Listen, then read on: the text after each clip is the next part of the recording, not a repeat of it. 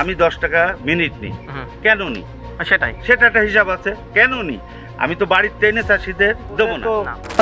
এখন বর্তমান হইলো 10 টাকা মিনিট। প্রথম যখন ছিল তখন 5 টাকা দিচ্ছিলাম, তখন ভালো ছিল।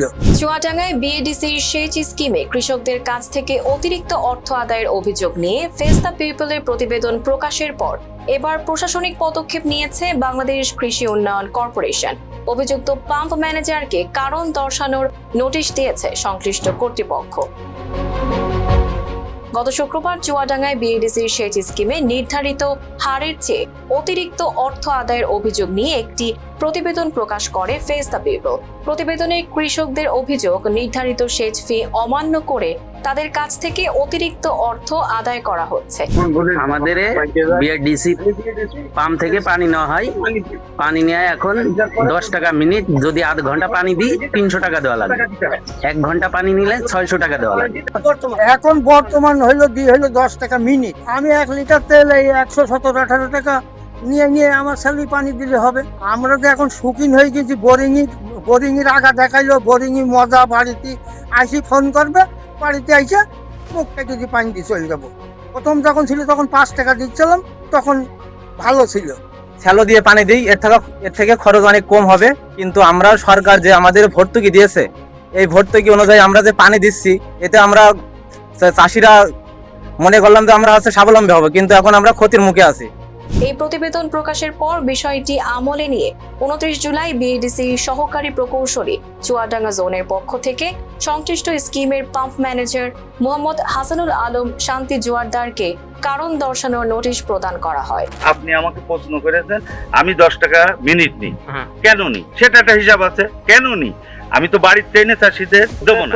বিএডিসি একটা নীতিমালা আজকে 5-7 বছর ধরে একটা তৈরি করতে পারেনি। আপনি যে বলেছেন নীতিমালার বাইরে, নীতিমালা কোন দিন? আপনি আমার নীতিমালাটা দেন। আমরা এখানে পানি দিই চাষির হলো ঘন্টা হিসাবে, 10 টাকা মিনিট, 600 টাকা ঘন্টা এবং নগদ টাকা। এটা আমাদের হলো আমার রুল যেটা আমার দিয়েছে, ওই রকম কাজ করি।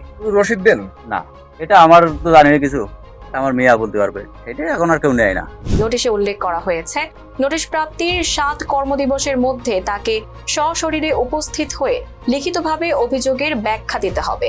নির্ধারিত সময়ের মধ্যে সন্তোষজনক জবাব দিতে ব্যর্থ হলে প্রচলিত আইন ও বিধি অনুযায়ী প্রয়োজনীয় প্রশাসনিক ব্যবস্থা গ্রহণ করা হবে বলেও সতর্ক করা হয়েছে।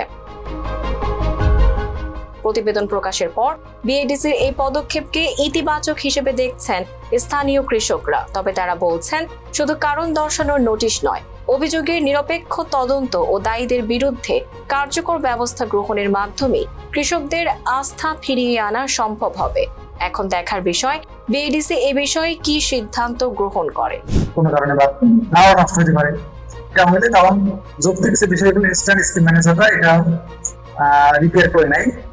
আর আমাদের যদি ফান্ড থাকে, ফান্ড প্রাপ্যতার সাথে আমরা সর্বোচ্চ ভাড়া থেকে যেগুলো আমাদের প্রথম প্রমাণিত হলে প্রথমে হচ্ছে আমরা তাকে নোটিশ করে সতর্ক করি বা কারণ দর্শানোর জন্য নোটিশ প্রদান করি।